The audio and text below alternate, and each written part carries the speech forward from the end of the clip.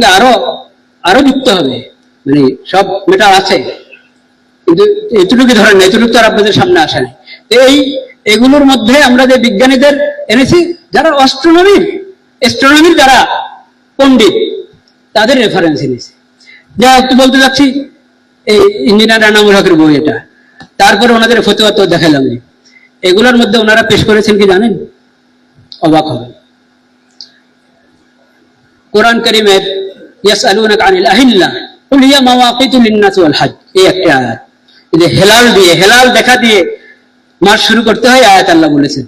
নবী করিম সাল্লাল্লাহু আলাইহি ওয়াসাল্লাম আয়াতের উদ্ধৃতি দিয়েছেন উম্মতকে, যখন হেলাল সম্পর্কে মাসালা বলেছেন, ইন্নাল্লাহা জাআলা লাকুমুল আহিল্লাতা মাওয়াকিত ফাসুমু লিরুয়াতিহি ওয়া আফতিরু লিরুয়াতিহি। আল্লাহ তাআলা হেলালকে তোমাদের জন্য মিকাত বানিয়েছেন, কাজে তোমরা হেলাল দেখে রোজা শুরু করো, হেলাল দেখে রোজা শেষ করো, ঈদ করো। এই আয়াতের উদ্ধৃতি দিয়েছেন, কিন্তু তারা এই আয়াতকে বিকৃত করে। নবীজির ব্যাখ্যা, আয়াতের স্বাভাবিক ব্যাখ্যা, পূর্বাপর হিসেবে যে ব্যাখ্যা 1400-1450 বছর পর্যন্ত মনীষীরা যে ব্যাখ্যা বলেছেন, এই ব্যাখ্যা তাদের পছন্দ হয়নি। তাদের মধ্যে যারা মানে মাওলানা, তারা এনামুল হক সাহেবকে গুরু বানিয়েছে। কি সে বলে যে ইয়াসআলুনাকা আনিল আহিল্লা, এটার মধ্যে নাকি বলা হয়েছে চান্দ্র মাস শুরু করতে অমাবস্যা থেকে। কেউ তো নাউজুবিল্লাহ বললেন না, বুঝলেন না, খেয়াল করেন না কিছু, ইন্নালিল্লাহ বলেছেন। হ্যাঁ, একটা হলো হেলাল, হেলালের বিপরীত হলো অমাবস্যা।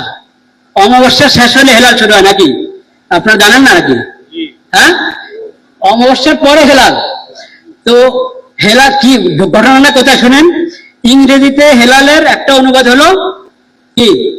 নিউমুন। নিউমুন যখন সে ডিকশনারিতে খুলেছে, ইংরেজি থেকে বাংলা ডিকশনারি, নিউমুন এক অর্থ লেগেছে নতুন চাঁদ, আরেক অর্থ লেগেছে অমাবস্যা।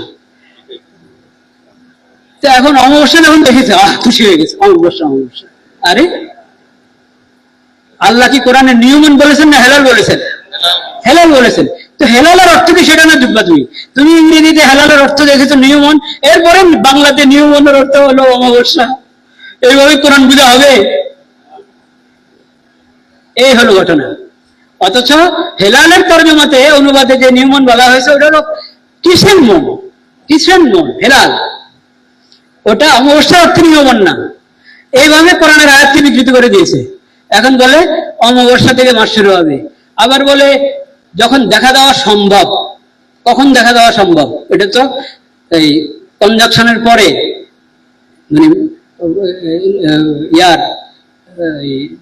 অ্যাস্ট্রোনমির যেটাকে বলে নিউমন বলে, সে নিউমনের পরে গিয়ে এটা কয়েক ঘন্টা পরে এটা দৃশ্যমান হয় চাঁদ।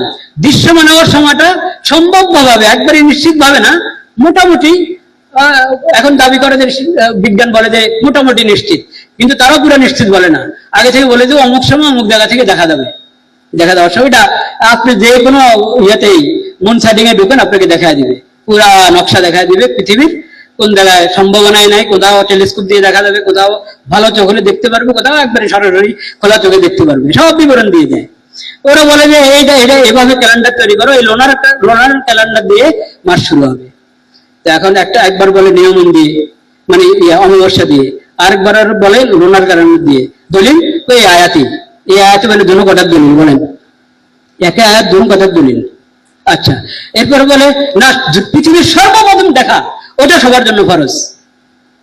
আচ্ছা, দলিল কই আয়াত? এটা দলিল, কথা শেষে নেই। এরপরে বলে মক্কা মুকাররমা হেলালের ফাঁসে না বলে ওটাকে পুরা বিশ্বের জন্য মানদণ্ড দেখতে হবে। দলিল কই আয়াত? সুবহানাল্লাহ। এগুলা কি কোরআন সুন্নাহর অনুসরণ না তামাশা? ওরা বলে যে এগুলো সব স্পষ্ট নাকি আয়াতের মধ্যে আছে। তো সব কথা কিভাবে স্পষ্ট হয়? এটা স্পষ্ট, ওটা স্পষ্ট নয়। এবং ফামান শাহিদা মিনকুম শাহরা ফালিয়াসুমের মধ্যে নাকি এটাই বলা হয়েছে।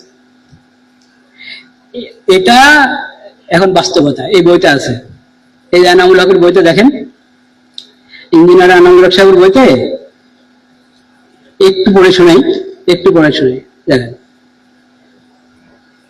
পবিত্র কোরআনের হুকুম, নতুন চাঁদের হিসাব করে চান্দ্রপঞ্জিকার সাহায্যে সম পালন করতে হবে। বলেন না নাউজুবিল্লাহ।